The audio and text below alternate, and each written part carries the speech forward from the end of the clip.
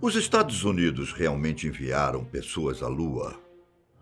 Ou foi tudo uma invenção para o país ganhar a corrida espacial contra a União Soviética? Teorias da conspiração sobre esse período não faltam. Existem até mesmo rumores de que os dois lados esconderam segredos sobre os trabalhos realizados. Essa mulher, perdida no espaço, seria apenas a ponta do iceberg, digamos assim? Eu sou Ivan Lima e vou contar essa história e os detalhes que você não vai esquecer facilmente. Para te falar a verdade, eu pensei que a pauta deste vídeo seria simples de fazer. Contar a história da mulher perdida no espaço e pronto. Mas, quanto mais eu pesquisava a respeito, mais informações surgiam. No final das contas, a mulher era apenas uma peça de um imenso quebra-cabeça. E é por isso que eu te peço calma e atenção.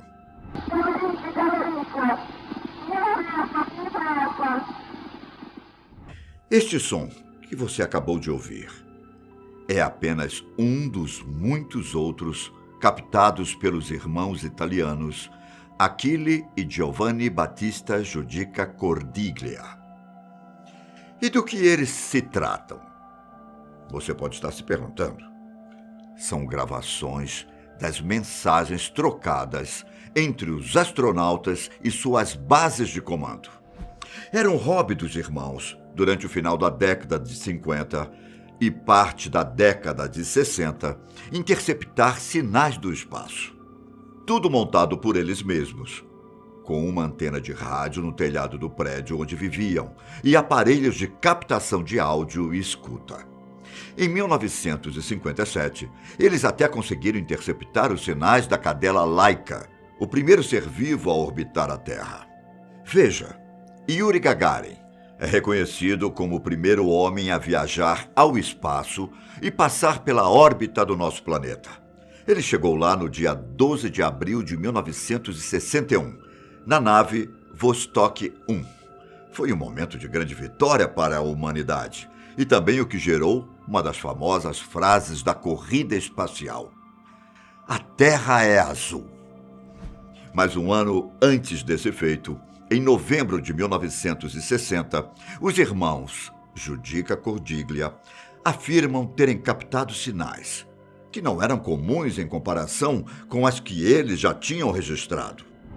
No mesmo dia, até mesmo o Observatório Radioastronômico de Bochum, na Alemanha, informou que receberam sinais irregulares, em comparação aos que eles já tinham captado dos satélites soviéticos.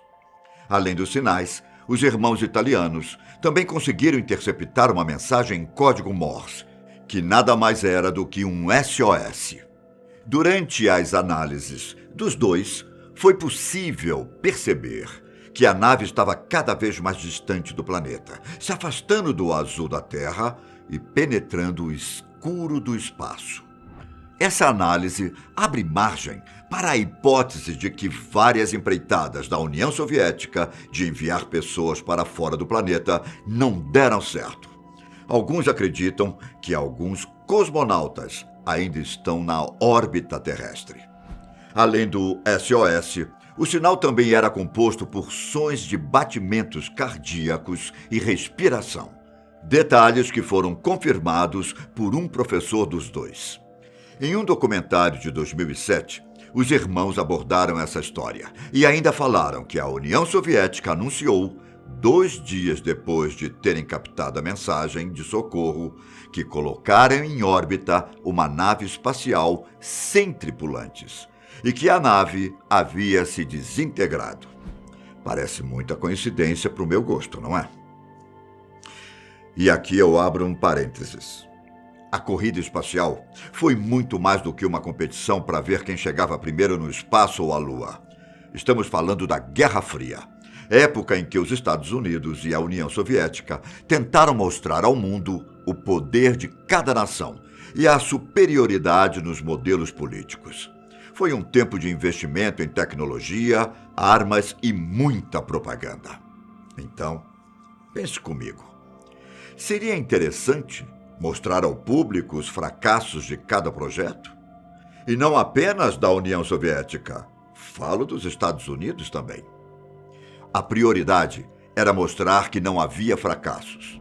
E não foram apenas sinais de rádio que foram acobertados. Na década de 1970, surgiram fotos dos primeiros cosmonautas trabalhando anos antes. Fotos que aparentemente foram editadas posteriormente.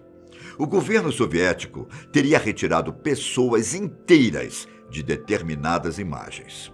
Segundo eles, o motivo da remoção seria porque os trabalhadores tinham sido expulsos do programa ou questões do gênero. Uma forma de manter a imagem da nação impecável, entende? É por essas e outras que dizem que o programa espacial é recheado de mentiras. Bom, no dia 12 de abril de 1961, quando Yuri Gagarin foi ao espaço, os detalhes do voo dele também foram captados e registrados pelos irmãos Judica Cordiglia.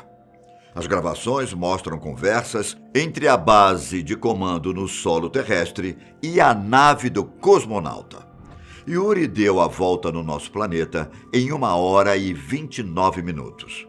Quando retornou, foi recebido como um herói da União Soviética, chegando a receber a medalha da Ordem de Lenin. E enquanto ele é reconhecido como o primeiro homem a ir ao espaço, Valentina Tereshkova é dita como a primeira mulher a fazer o feito em junho de 1963. Mas será mesmo? Nesses poucos segundos de áudio, uma mulher diz em russo que está com muito calor, que tudo ao redor dela está quente e que é possível ver uma chama.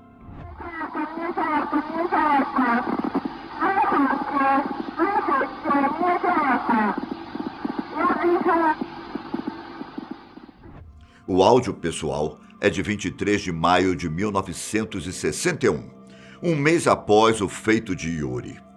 Pouco antes, no dia 5 do mesmo mês, os Estados Unidos tinham conseguido enviar Alan Shepard para fora da Terra, para que ele fosse o primeiro americano a conseguir o feito. Só que a União Soviética já estava pensando em outros projetos. Ao que parece, a mulher perdida é justamente a primeira a ir ao espaço. Alguns dizem que o nome dela era Ludmila Tokov, mas não há registro que confirmem essa informação. E a missão ocorria nos conformes, tendo até mesmo feito a órbita na Terra como esperado. Mas deve ter acontecido algum problema na reentrada enquanto a nave retornava para a atmosfera terrestre. E o único suposto dado que temos a respeito é o áudio da comunicação entre ela e a base soviética. Especula-se que a astronauta tinha passado uma semana inteira no espaço e que o suprimento de oxigênio da nave estaria quase esgotado. O áudio dá a entender que a nave estava ganhando calor rapidamente. É possível que ela estivesse sendo queimada viva. Ao final, ela começa a falar com a voz embargada, provavelmente com consciência de qual seria o destino dela ali. E então, silêncio. 3 dias mais tarde, em 26 de maio, o governo soviético, coincidentemente, anunciou que uma nave havia retornado à superfície. As informações divulgadas por eles informavam que a nave realmente tinha sido queimada, mas eles negaram que houvesse alguém dentro. Esse é o sinal mais famoso captado pelos irmãos. Só que não foi o único fato assustador dos chamados cosmonautas fantasmas. Entre 1960 e 1964, os dois alegam ter captado um sinal de uma nave saindo do curso previsto, um áudio de um cosmonauta sufocando até a morte.